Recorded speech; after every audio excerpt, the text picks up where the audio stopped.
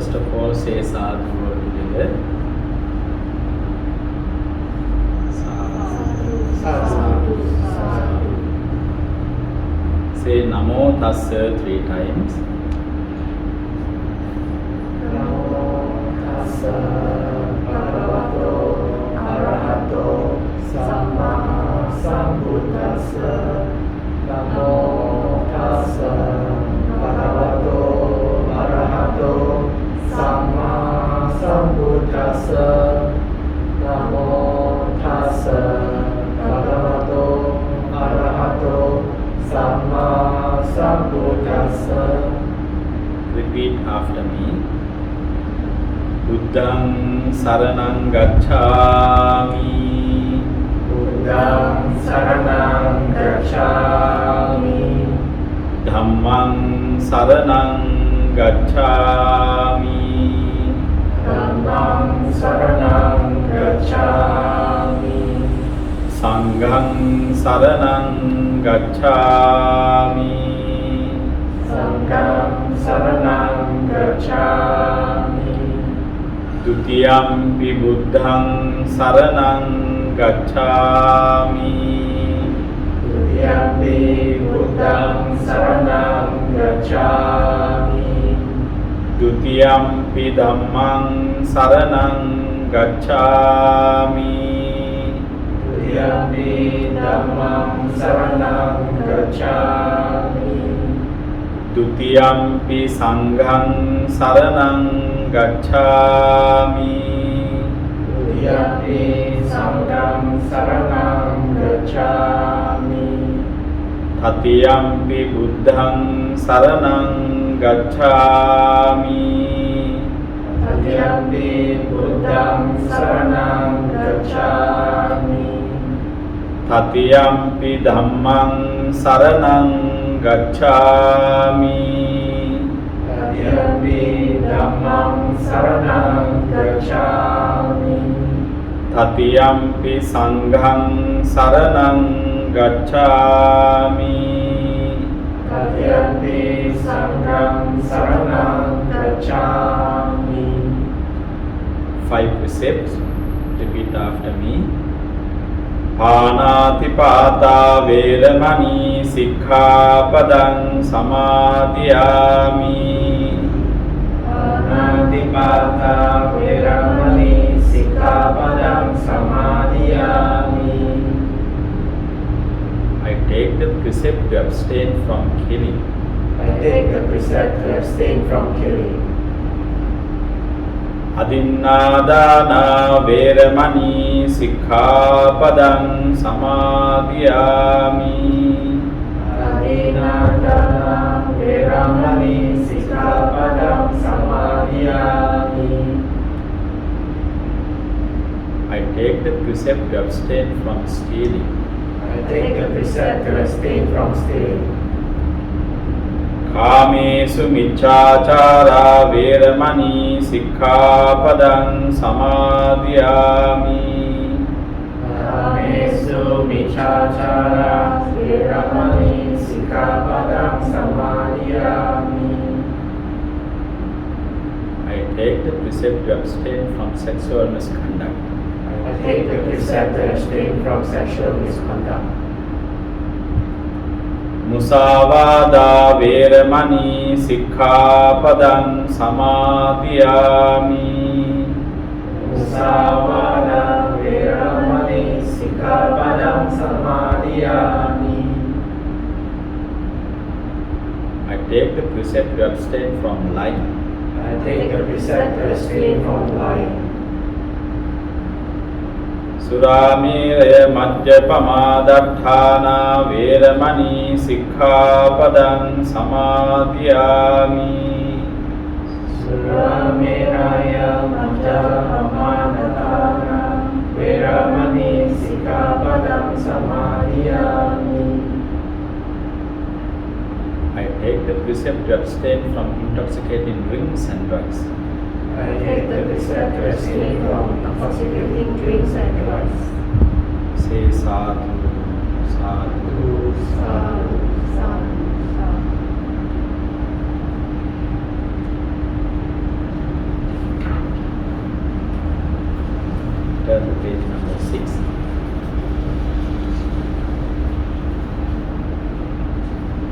Now let us all together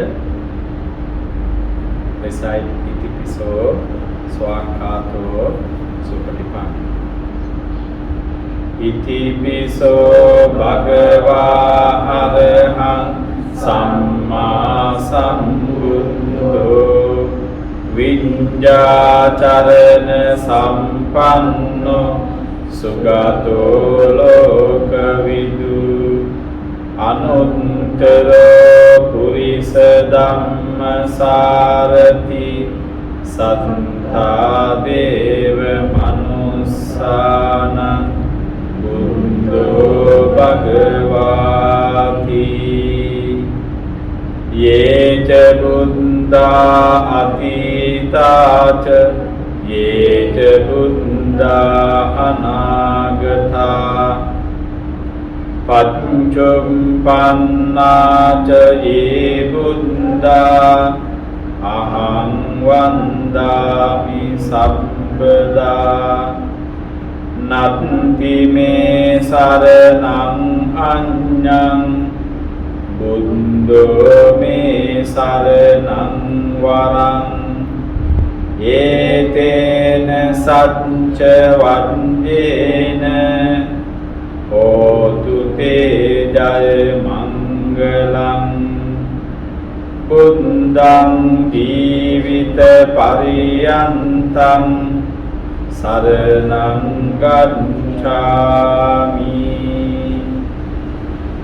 Swakhato bhagavata dhammo Sandintiko akaliko Ehi passiko opanaiko Pancantang veditambo Vinyudiniti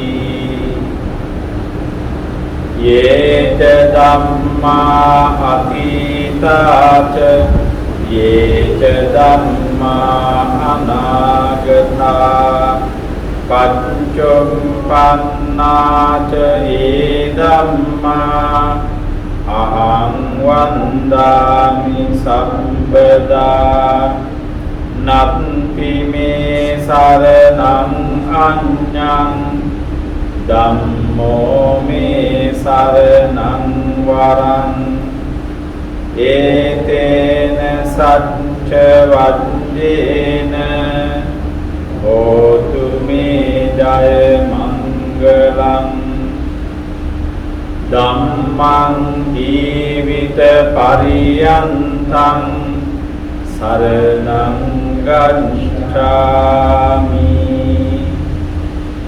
Supatipanno bhagavato sāvaka sangho Ujjupatipanno bhagavato sāvaka sangho Nyāya patipanno bhagavato sāvaka sangho Sāmīci patipanno bhagavato sāvaka sangho Yatidang canthāri purisa yugāni Atta purisa punggala Esa bhagavato sāvaka sangho Ahuniyo pahuniyo Dakkiniyo anjali karaniyo Anuntarang punyam kentang lokassati Yeca sangha atitaca Yeca sangha anagata Paccumpannaca ye sangha Ahang vandami sabbada Natti me saranang anyang Sangho me saranang warang Etena sancha vanjena hotu me jaya mangalam sangham jivita pariyantam saranam gacchami. Sadhu, sadhu, sadhu.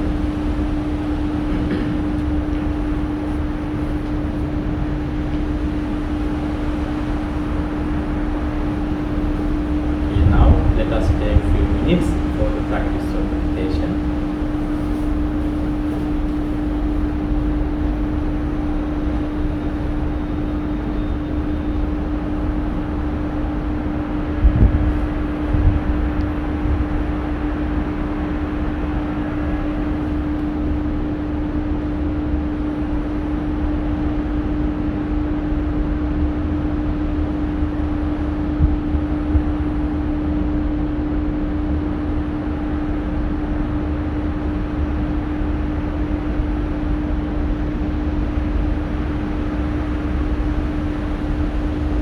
First of all, pay your attention to entire body.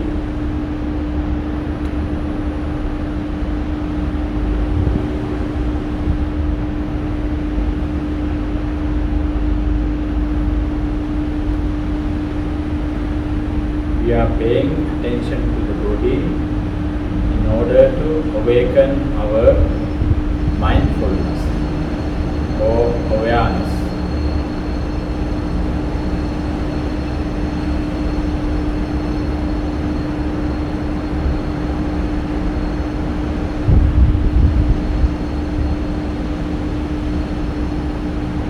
Now we understand different body sensations.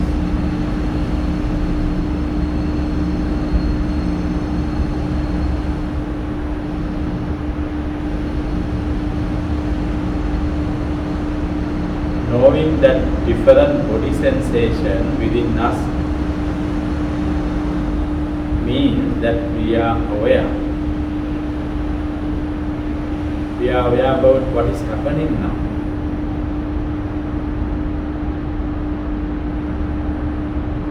Now slowly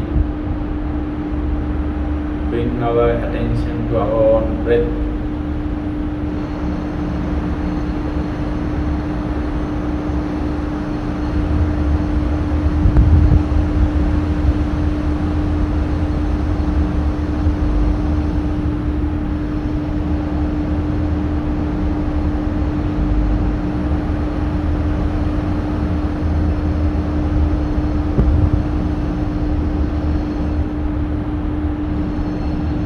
Mindfully breathe in and breathe out.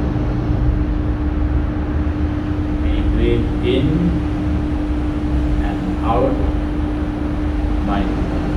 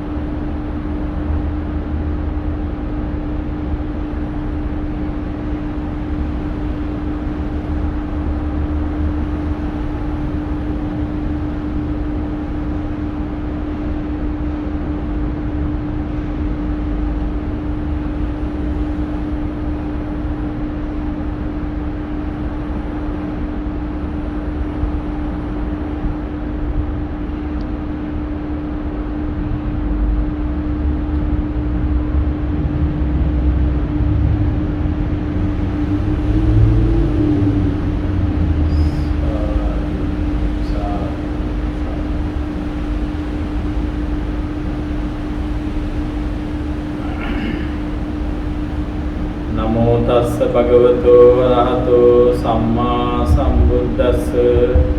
Namo tassa bhagavato arahato samma sambuddhassa. Namo tassa bhagavato arahato samma sambuddhassa.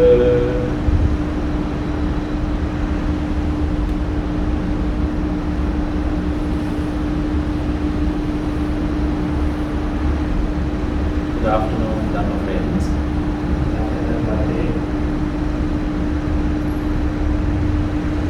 Now we are going to start our Dharma sharing. First of all, I would like to thank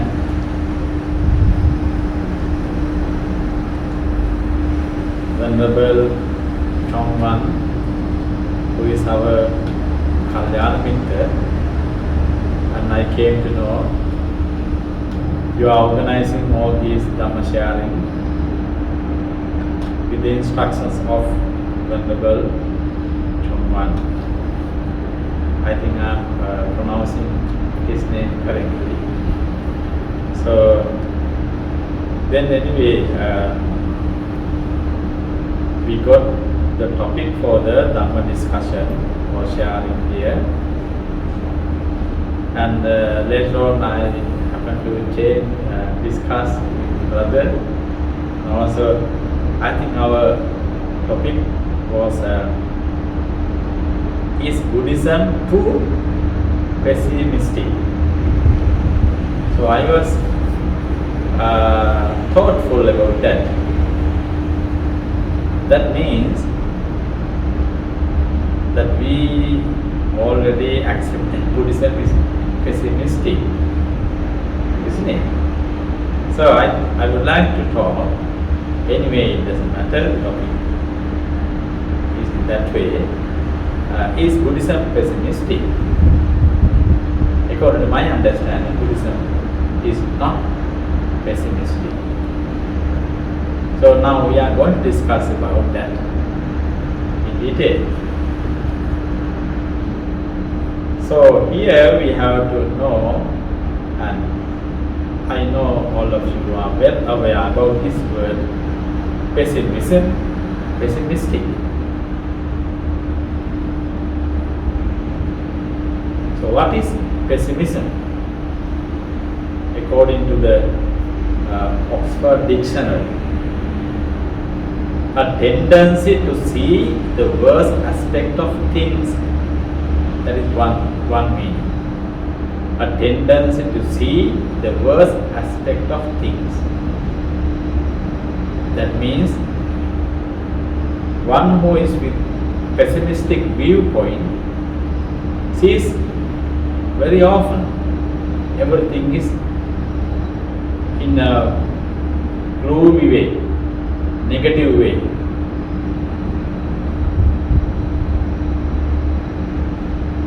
Further it explained in the dictionary, believe that the worst will happen.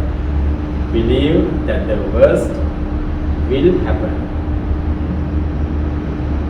Another meaning in this word pessimism is here a feeling that bad things will happen and that something will not be successful.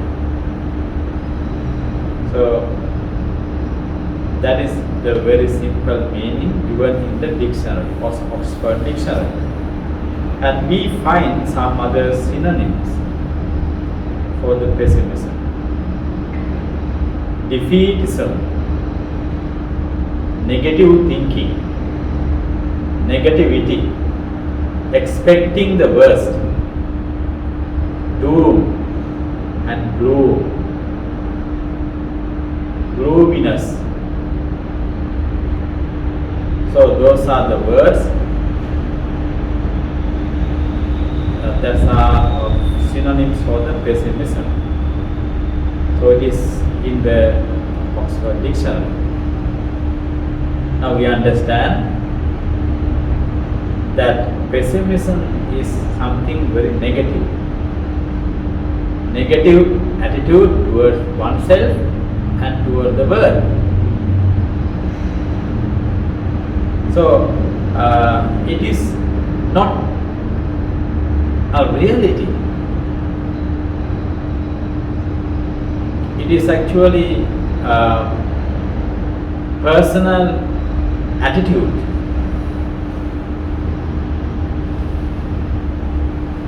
It is not the truth. It is not the fact. So therefore we can say that it is not common in everybody.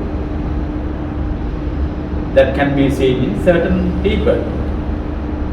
What we call pessimistic worldview or pessimistic view of life, thinking about negative of his own life or about the world. Now I think now we got the meaning simply about the pessimism. Now we have to discuss here why the Buddhism was called sometimes pessimistic or as a teaching of pessimism. Actually Buddhism is not. But when the generally people come to read or study the Buddhism, very first time they see Four Noble Truths and also three characteristics. When they go through that, simply when they read or study, they see first thing, first truth of Four Noble Truths is dukkha, dissatisfaction. Then they rush to say that Buddhism is pessimistic. So we know that in the Four Noble Truths, the dukkha or dissatisfaction mentioned in the Four Noble Truths or in the three characteristics is not merely a feeling or speculation. Now when we define the pessimism earlier, we saw it. They considered pessimism is a feeling. But what Buddha taught in the Four Noble Truths is not a feeling. It is a profound teaching of the Buddha. It is everything, but it is not what commonly we talk about, dukkha or suffering. On the other hand, the dukkha as mentioned in the Four Noble Truths can be verified by anybody. It is not of belief. It is a verifiable truth. It is nothing to believe.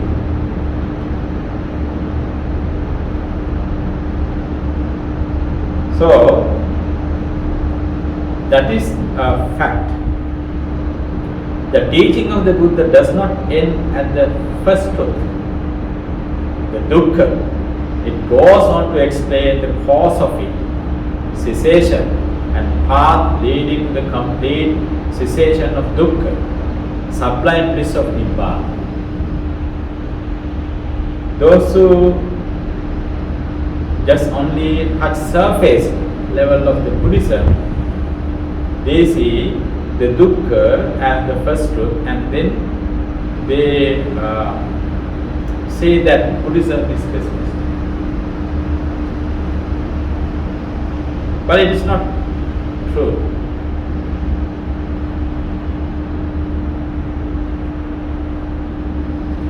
Apart from this, I would like to share with you how Buddha mentioned in different suttas different level of happiness. Then we understand Buddha explain the different level of happiness in our life. In Anguttara Nikaya, there is a sutta called Anana Sutta. There the Buddha mentioned that 4 kinds of happiness that may be achieved by a layperson.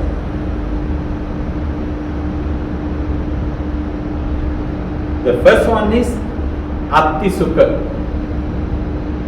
the pleasure of possessing material wealth. The second one is Bhoga Sukha, the pleasure of enjoying material wealth. Anana Sukha, the pleasure of being deathless. Anavajja Sukha, last one, the pleasure of being blameless. Now we can understand, if Buddhism is about pessimism, the Buddha never talked about the happinesses, joy in our life. So Buddha, when talk about the happiness in lay people, the Buddha mentioned there are mainly 4 types of happiness. So when you have wealth, money, property, you can be happy thinking that I possess a lot of wealth. They say that's also kind of happiness. While many people, they do not have such kind of happiness. Sometimes they are worrying, thinking about other people's wealth. While you having a lot of wealth, property, money, then you can be happy. That is a kind of happiness. Then, when you enjoy your wealth, money, property, whatever you have, that is another kind of happiness Buddha mentioned there. So that happiness can be achieved by a layperson. So you can enjoy, you can spend money, you can buy something you want, then you can be happy. That is the kind of happiness Buddha mentioned in Sutta. It is called Bhoga Sukha, the pleasure of enjoying material wealth. Then Anana Sukha, one of the very important sukha or happiness mentioned here, the pleasure of being deathless. I think today's world is very, very rare to find that kind of happiness, because everybody is sometimes having a lot of loans from here and there. So, therefore, the Buddha here highlighted it is a kind of happiness. If you are not debtor to anybody, then you can think, I am not debtor to anybody. Thinking that way, one can be happy. Right? Think about the person who is totally debtor to somebody, always suffering. Right? So therefore, when we think about, I am not debtor to anybody, that is a kind of happiness one can enjoy. So the Buddha talked about the happiness in different ways in lay life. The pleasure of being blameless. So this last one is the most important happiness that one can achieve among all these 4. So it is called Anavajja Sukha. So that means one has to be very careful one's own actions, whether he or she deal with the others in a wholesome way. When they reflect about their actions, if they can be happy about that, their behavior, actions, and then actually they can enjoy about that. I did not harm to anybody. I did not talk or use harsh words. Physically I did not harm, verbally I did not harm. When one can understand, when one can reflect in this way, actually he or she can be very happy. So Buddha appreciated this last one very much. It is totally about the ethical life. So when one experiences the pleasure of being blameless, that is called one of the happiness. So all these four happiness can be achieved by a lay person. So the Buddha talk about the different happiness. Then if somebody can think about renunciation, having understood the teaching of the Buddha and knowing the sometimes dangers of practice, as a lay person, some people they become monks or nuns, right? So when they are going to be nun or monks, so they are enjoying the happiness of renunciation. So cutting down all unnecessary burden, they are limited to certain way of life. That way of life produces happiness. That happiness is called happiness of renunciation. While they are in the spiritual life, leading the monkhood or nunhood, actually they develop furthermore spiritually. When they develop their spirituality, they enjoy spiritual happiness. Then when they practice, it is common for both lay people and monastic. When they practice meditation, they can experience happiness of concentration. Then finally, Buddhism say that highest happiness is the bliss of Nibbana. We call Nibbanan Paramam Sukha. Nibbana is the highest bliss or happiness. Now, we can say that Buddhism share a lot of happiness. So when you go through these, you can see different level of happiness one can achieve. So then simply one cannot say Buddhism is pessimism, or Buddhism has that pessimistic view toward the life and birth.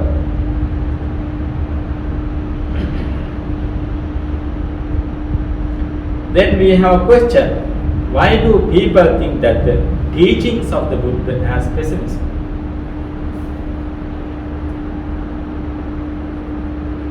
There may be many reasons, but I would like to share with you two reasons here. Perhaps it may be the reason that the superficial knowledge of them with regard to the teaching of the Buddha. They may not have sufficient knowledge of the Buddha, knowledge of the teaching of the Buddha. Therefore, they come to conclusion saying that Buddhism is pessimistic. On the other hand, there is a very strong belief in oneself that is called self-notion. We call it Pali Sakkaya Ditthi. When one has very strong belief of self-notion, they are unable to accept what the Buddha said. They have a conflict within themselves. So, therefore they reject that what the Buddha taught in his teaching as profound. So, for example, Four Noble Truths, and then three characteristics that we are going to discuss later. Very often we see, even though those who have written some books about the Buddhism, and those who are expert in even Buddhism, also have such kind of wrong notion. That is because it is not easy to understand the Buddha's teaching simply for everybody. Buddha said that this Dharma is for the wise people. So one simply cannot have a belief. Buddhism is nothing for a belief. So one has to understand by oneself. It needs question, investigation, further inquiry. So then only one can have one's own realization. So it is not easy. So then that is why we see even some people who have considerable knowledge about the Buddha's teaching. I mean, the knowledge means basic level. We call Suttamaya Jnana. That means book knowledge. Book knowledge is not enough. Book knowledge is only the first step toward the Buddha's teaching. Then we must have a Chintamaya Panya. That means we must have a investigation what we have heard. Intellectually we have to think how to apply the Buddha's teaching in our daily life. How to see the Buddha's teachings as experience. That is called second stage. The last stage we call Bhavanamaya Panya. It is actually a spiritual experience. Spiritual experience. One can have by practicing the Buddha's teaching. So only when we practice these three steps, then we can have a complete realization. That is how we see during the Buddha's time, and the many monks and nuns realized and became enlightened ones. So that is why sometimes they have a misunderstanding about Buddha's teaching. Now here I would like to share with you two terms. In many suttas, these two terms are discussed. Asuttava putujjano, uninstructed worldly. Suttava Arya Savako, instructed noble disciple. Now, Asuttava putujjano, that is a Pali word, simply translated as uninstructed worldling. Uninstructed worldling means the person who did not expose to the teaching of the Buddha. Instructed noble disciple means one who exposed to the Buddha's teaching and practiced. So the Buddha actually compared the true nature of these two people. Here it is very interesting. Sometimes Buddhism we have different approaches in the practice. Different approaches in the practice. So with regard to the uninstructed worldling, the Buddha here mentioned one of the sutta. It is called Asuttavantu Sutta. the uninstructed worldling might experience the detachment towards this body, but not of the mentality. Why I share with you this is actually, it is very important because especially those who are not very familiar with the Buddha's teaching, they are called uninstructed worldly, Asutava Putujjana. So these terms may be applied even to those who are in the Buddhist circle, even those who are not very familiar with the Buddha's teaching. Because sometimes we think, being in the Buddhist circles, not knowing exactly what the Buddha taught as Buddha's followers, but we cannot have the fully benefit from the Buddha's teaching if we do not explore the teaching. So now, when Buddha actually instructed the monks and nuns, Buddha wanted to tell the monks and nuns the true nature of the life. So that is how we find three characteristics, right? Anicca, dukkha, anatta. Uncertainty, right? Anicca, impermanence. Dukkha, dissatisfaction. Anatta, no self. So now the first one actually, when Buddha explained, Buddha very often take the form, body or material form to show that things are impermanent. When we say things are impermanent, that can be seen easily in the material form. Right?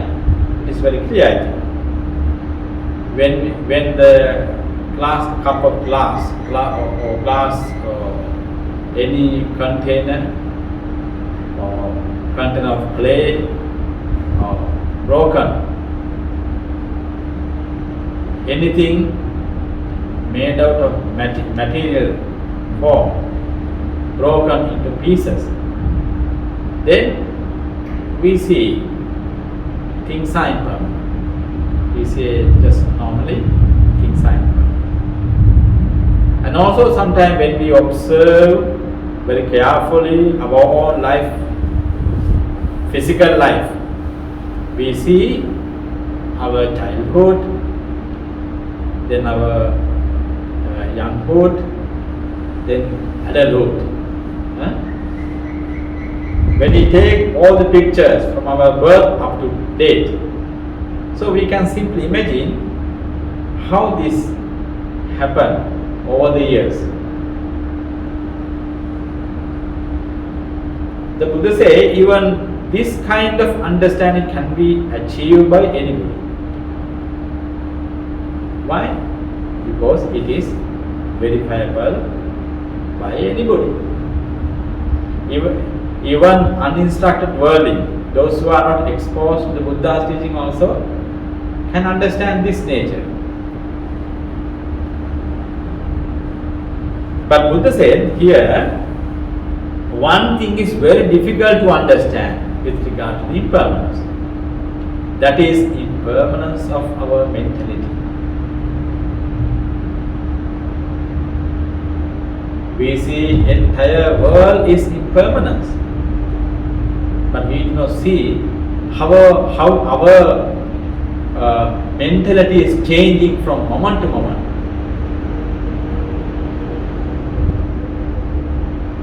The Buddha said that the changing of mind is so fast, so rapid, so quickly.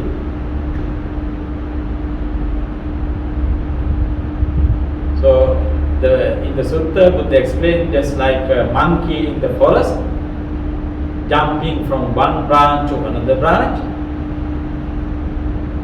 Our consciousness also grabbing one object to another very quickly. So therefore, the Buddha wanted to show us the rapid change of our mentality. That is the real problem happening actually, not in the physical world around us. So here, the Buddha mentioned that uninstructed worldling cannot have that kind of understanding. What I mean here, that kind of understanding is actually changing of mentality. It is very hard to see. They also can, anybody can see changes or impermanence or uncertainty in the material world. But it is hard to see the uncertainty or impermanence of our own mentality. The Buddha here mentioned only the instructed noble disciple can understand that. So that is why I mentioned earlier too, many people think that Buddhism is pessimistic. That is because we have kind of practice we call cement practice. Cement practice. Actually, that is to see the material world, physical world is impermanence. But the problem cannot be solved from that practice itself. It gives certain understanding. It reduces our desire up to a certain level. The practice does not end that. We need wisdom, insight. That is to see how mentality is changing very fast. Unless we see this way, we cannot have what the Buddha said as impermanence or dukkha, and also or anatta.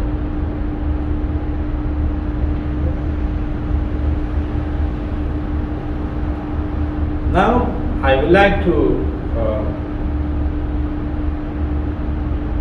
share with you that another aspect that we must explore as practitioners.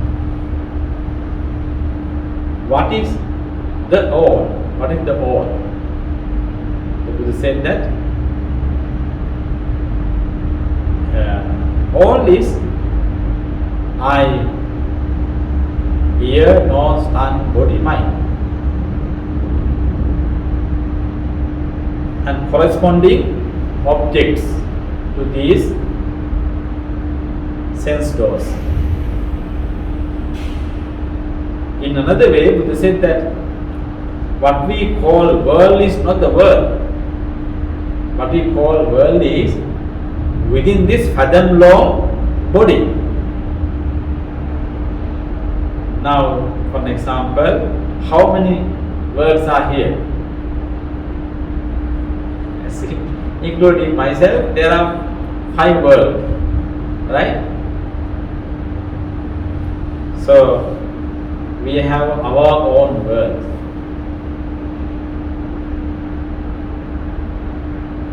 So the Buddha here mentioned in the Sabba Sutta, it is called all. I declare you in this world all. All is nothing but eye, ear, nose, tongue, body, mind, sound, then aromas, flavors, tactile sensation and ideas. That's all. The here mentioned, if somebody is going to tell something else than this, he is not able to say that. He will be in trouble. He will be in grief. Why? It is beyond one's own experience. One cannot experience more than this.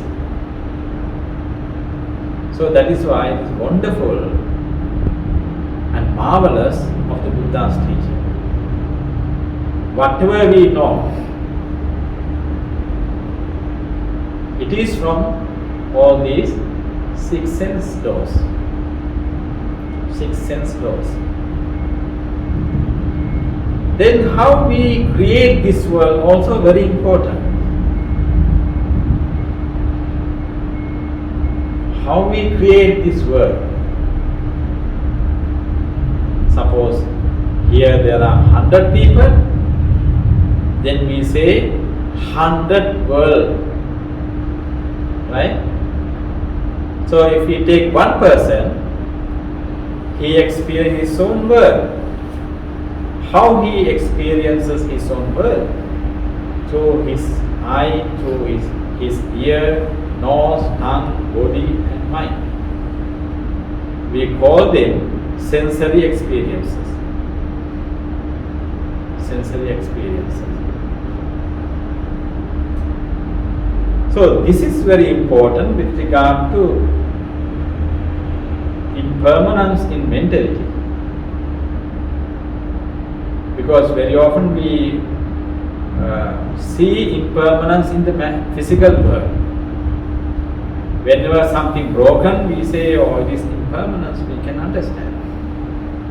But that is not enough. We have to pay attention how our world is originated. World is originated when we have interaction with the external world through our internal sense doors.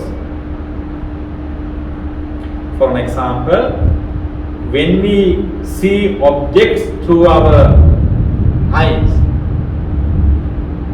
then we call eye consciousness.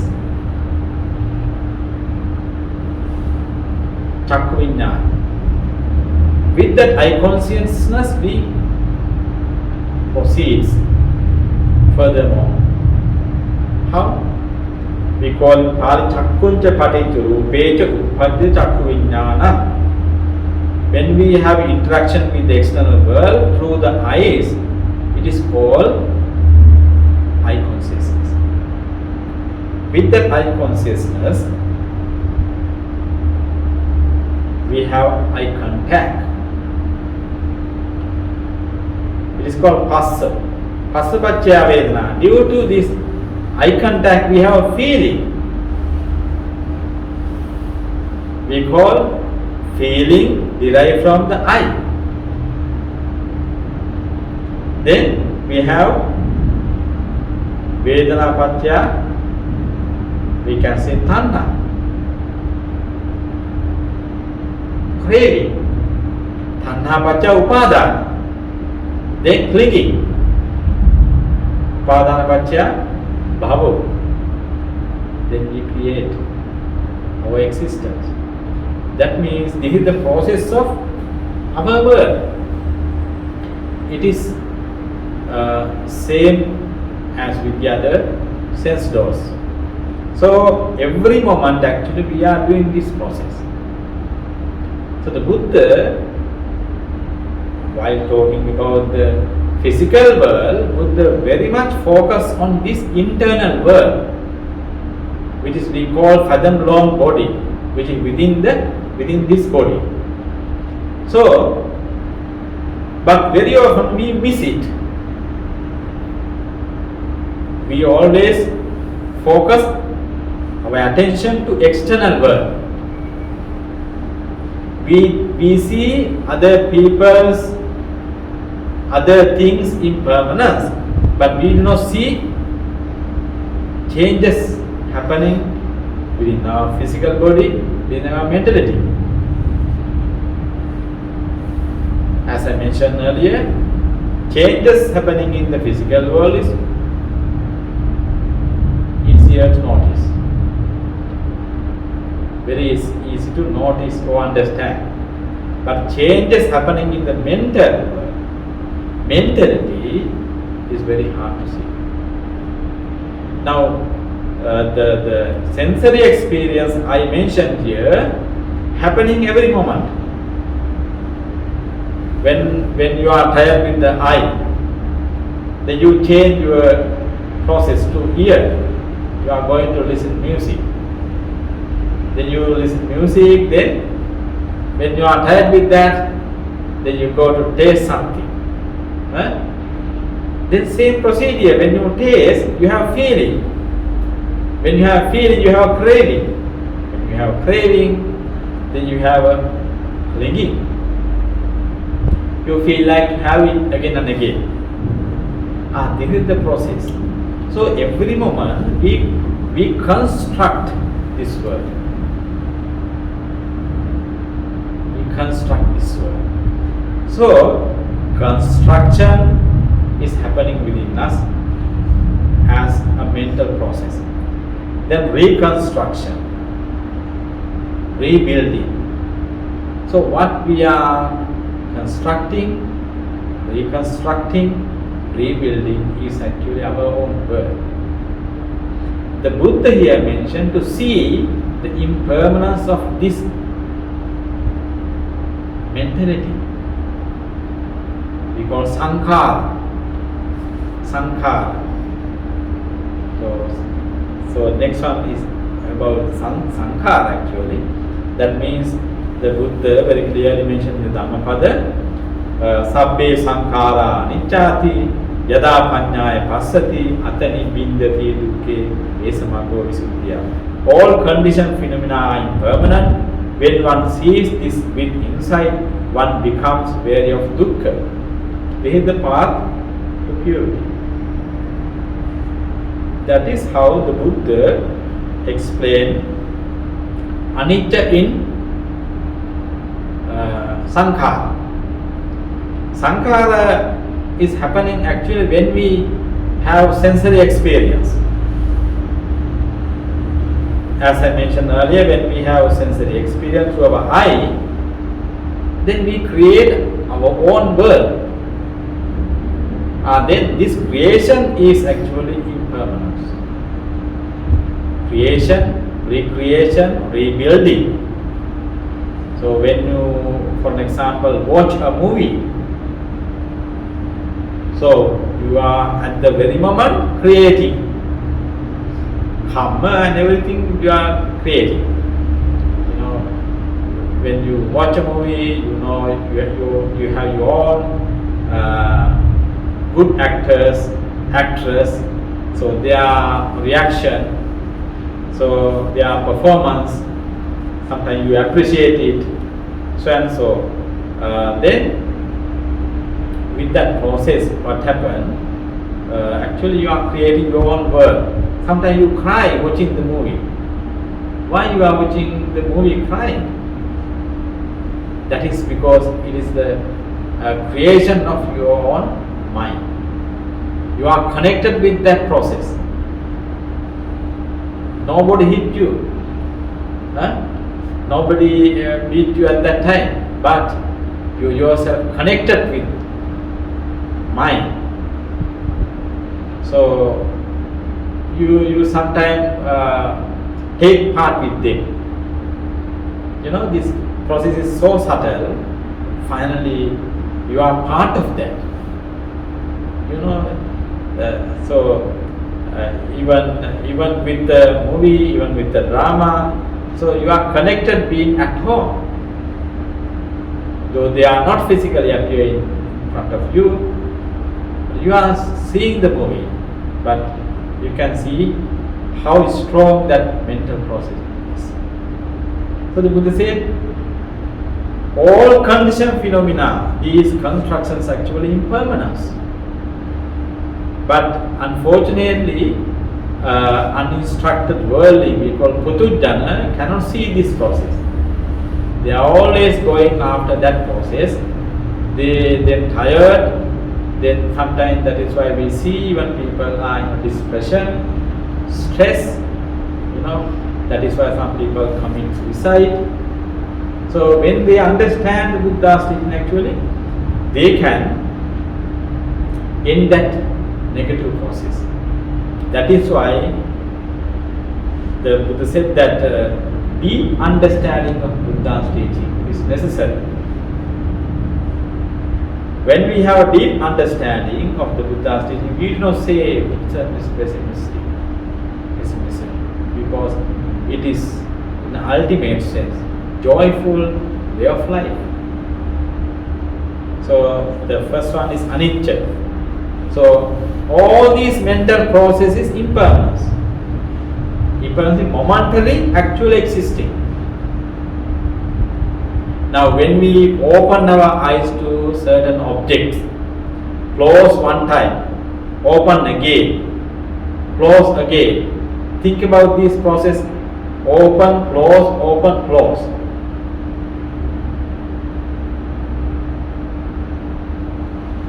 How do you see the same object for few times? First time you see, then actually we have a very sensitive process of mind to recognize signs of the object. When we see the second time same object, what happened? We have memory. With that memory, we connect that second experience. Suppose we do not have that memory. Can we recognize that? No, we cannot. So that is why we feel like to think that external objects are permanent. But they are not permanent, and our even mental process also very subtle. Whenever we see, all the time we update, just like our smartphone apps. The apps are always updated. After 1 month, 2 months, it is necessary to update. So they develop certain things. Just like that, whenever we see same objects, we update. Then we see sometimes certain changes in the form. So this is not something speculation actually. So this is the real process happening in everybody. That is what Buddha taught with 3 characteristics. So therefore, the Buddha's teaching is not pessimism. So all these teachings actually we call the way to see as they are truly, as it is truly. We call yatha bhuta.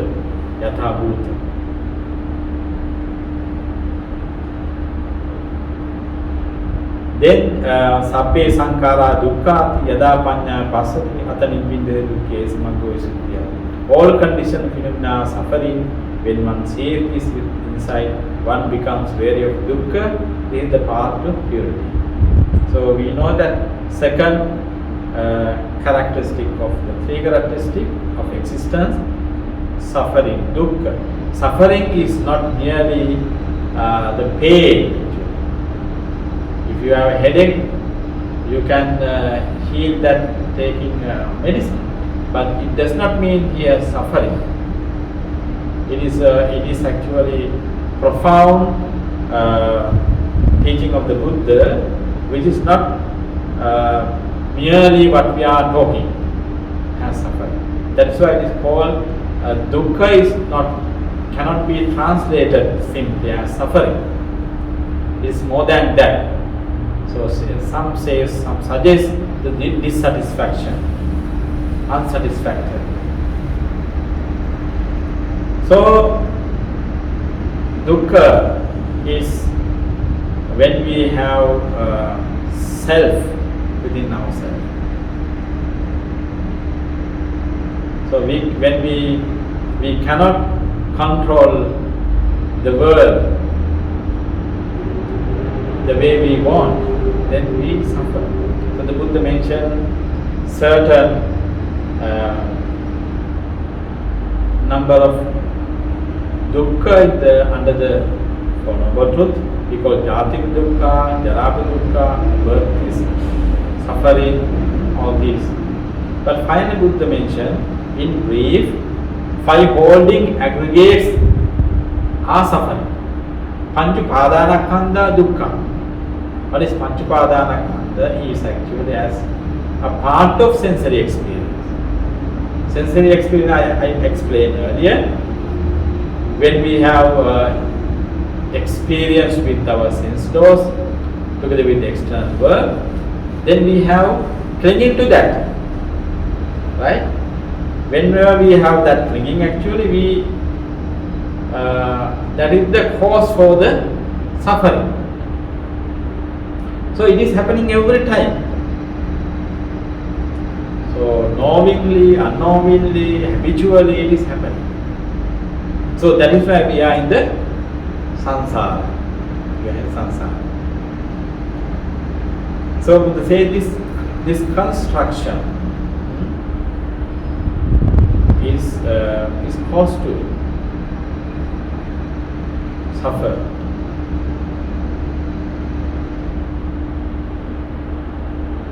Then sabbe dhamma anattati yada panya pahati atani dukke samaggo visuddhya. All dhammas are oneself. When one sees this with insight, one becomes wary of dukkha. This is the path to the purity. Then the last one, anatta. Anatta. So this is the one of the profound, most profound teaching of the Buddha, anatta. Very difficult to understand. Very difficult to understand. Of course, that understanding will happen when someone completely becomes enlightened one. Until then, we have a certain understanding how it happens. So, where this soul notion come to exist? Where does this soul notion within us come to exist? That is the place where I said that sensory experience. You know, some philosophers used to say that I feel, therefore I am. Right?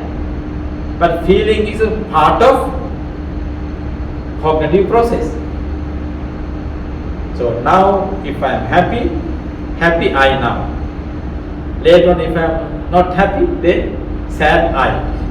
So that I also change with that, right? So we cannot say feeling is I. Feeling is changing. We cannot say feeling is I, me, myself. Buddha very clearly mentioned. We cannot hold these 5 aggregates as I, me and myself. Whenever but actually in ordinary level it is happening. Even though Buddha mentioned, we cannot say these 5 aggregates as me, myself and mine. But in ordinary level, until we come to enlightenment, it is happening within us. Whenever see things, we see, I see. Right? Whenever hear, we say, I hear. Not only we say, we suddenly feel, I hear. But it is a process. It is a process. It is a process which conditioned by many things. So it happened due to certain conditions. For an example, seeing the phenomena called seeing happening due to certain conditions. The eyesight must be good. Then the object must be in a range, suitable range to see. Light must be there, right? Then when there are certain conditions like this there, then seeing happen. Suppose my eyesight is not good, then what happened? I cannot see properly. or the object is not in a reachable range, then also I cannot see. So the seeing is happening with certain condition. That's why we said that these are conditionally arising things. Paticca samuppana dhamma. When things are conditionally arising, actually they are anicca, impermanence. Therefore, we cannot hold or say this is I, me and myself. We can think, that is why we are here in samsara, but then it calls to be born again and again. How? I see, I hear, I taste, then I contact, I think, then finally I create a big capital I, right? As a result of that, I have I-centeredness. Now I hear, then you are there. Then what happened? We have separated two entities. With that process, what happened? I judge you. I judge the world. Then together with the desire, craving, anger, hatred, jealousy, together with all these defilements, I come to perform. Then I do certain action to satisfy me. Then what happened? I do whatever to satisfy me. Thinking, verbally, what we call verbal action and physical action. Finally, these are called karma, either good or bad karma. So that cause to be born again and again. Whenever we are born, actually it creates again dissatisfaction. We call dukkha.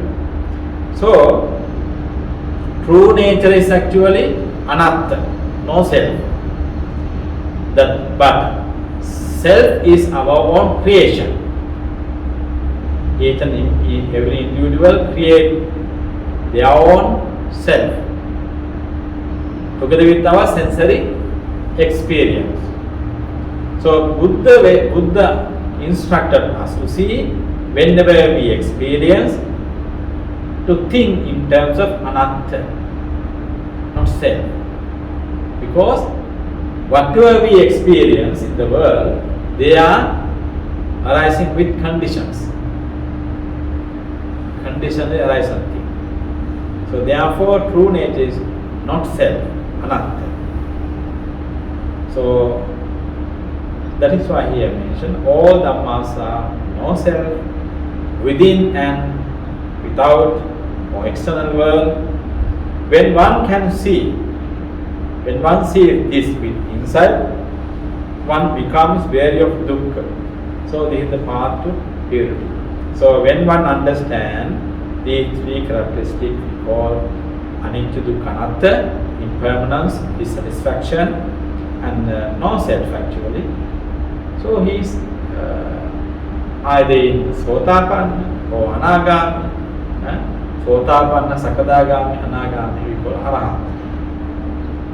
That is the process of understanding the three characteristics. So three characteristics is not a speculation. It is a way of looking at things. And also it is the true nature. True nature, because we all have wrong perception. What is our wrong perception? We think permanent.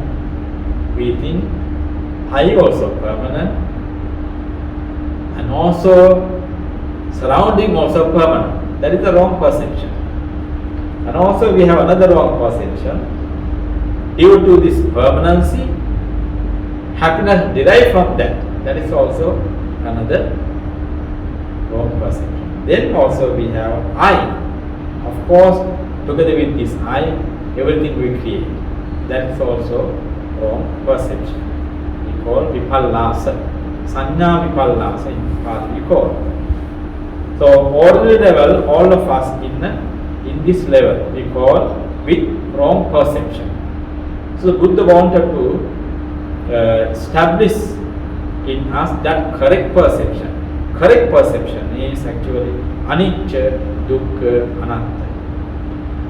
These three characteristics, they are called characteristic of existence. So universal truth. It is universally acceptable truth, verifiable truth. Now I come to the last point. Throughout this sharing, I wanted to tell you that or share with you,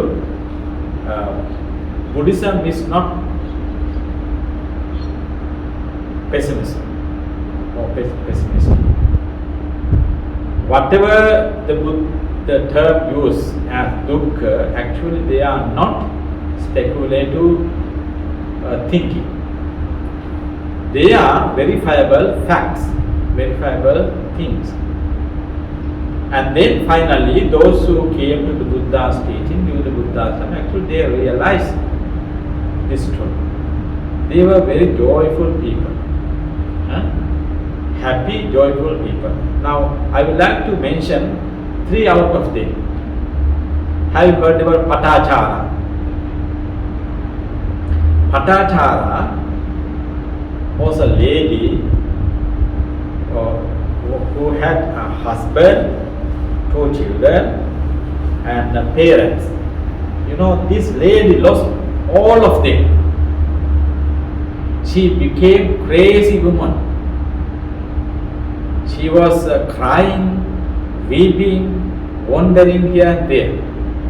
Finally, the people managed to bring her to the Buddha. Then Buddha gave her a good, we call, exercise. Because she could not understand, she lost her own two small child. One and a husband, and then parents and brother also. Whole family is a tragedy. So what happened? Now she could not understand what happened to her. So Buddha told her. So Buddha told the Dharma and understood. Then she realized that. So became very happy, joyful. Another lady, Kisagotami, actually she also had only one son. So what happened? She also lost that son as a baby. You know, in India, during that time, even today also, in a family, child is very important.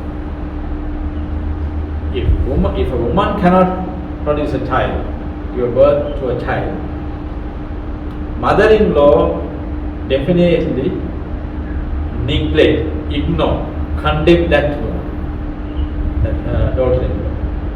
It happened during the Buddha's time, even today also. So this Kisagotami was waiting a long time a child. Finally she got a child. She was so happy. Unfortunately, this only child, her son, died. Then she could not come to conscious. She lost her everything. She became mad woman. And then also she went to Buddha. People brought her to Buddha. Then she was having her dead son. Then Buddha said, okay, I can cure your son, but you have to take medicine. She was so happy because nobody said that son can be cured. Then Buddha said, okay, but on one condition, you have to bring mustard seed from a house where there is no body died. So she went from house to house to find a mustard seed from a house where there is no anybody died. Then she gradually came to know death is common. Then it made her to realize the Dharma. Later on she threw her dead son to the cemetery, went back to the monastery. So she became enlightened nun. It's a wonderful thing because, if the Buddha's teaching is pessimistic, how these totally collapsed people, lost people, recovered in such a way. So they became enlightened nuns in the Buddha's teaching. And you see the Nangulimal, another well-known criminal, right? So he killed thousands and thousands of people. But with Buddha's one word, he could control his emotion, he awakened his wisdom and became noble disciple of the Buddha. So all of them actually collapsed themselves. I don't know what kind of psychological term that we can use today for them, but Buddha recovered all of them.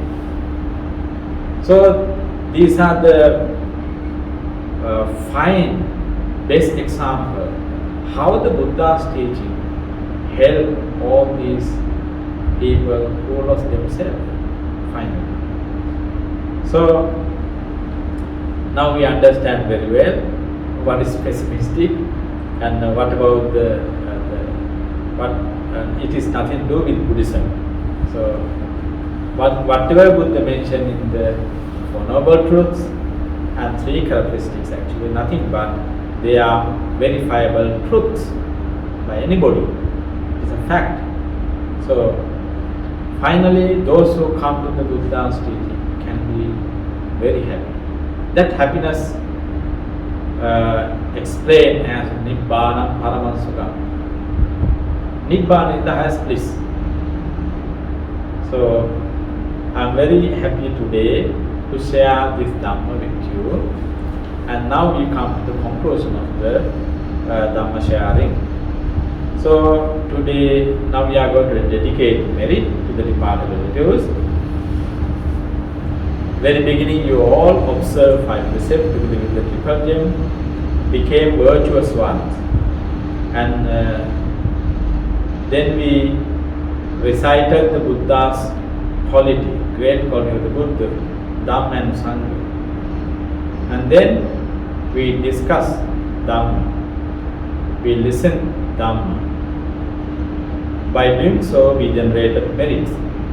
Let us share the merits with the departed relatives.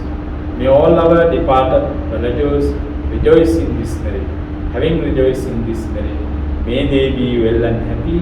May they be well and happy. May all of them attain supreme bliss of Nibbana. Say sadhu, sadhu, sadhu. Idam me natinang hotu, sukhita huntu natayo. Idam me natinang hotu, sukhita huntu natayo. Idam me natinang hotu, sukhita huntu natayo. At the same time, we share the merits with the deities. May all the deities rejoice in this merit. Having rejoiced in this merit, may they be well and happy. May they be well and happy. May all the deities bless upon you for your well-being and success. Finally, may all of them attain supreme bliss of Nibbana. Sadhu, sadhu, sadhu. Akasattha ca bummantha devanaga mahindika punyantang anumoditva chirang rakhantu sasanam Akasattha ca Bhummattha Devanaga Mahindika Punyantang Anumoditva Chirang Rakhantu Desanang Akasattha ca Bhummattha Devanaga Mahindika Punyantang Anumoditva Chirang Rakhantu Mang Paranti. Sadhu, sadhu, sadhu. Wishing all living beings in the world be free from suffering, be well and happy, be well and happy, be well and happy. Let us recite this verse Gatha together. Dukkham panta ca nindukha Bayam panta ca nibbaya Sokam panta ca nissoka Bontu sabbe pipanino. Sadhu, sadhu, sadhu.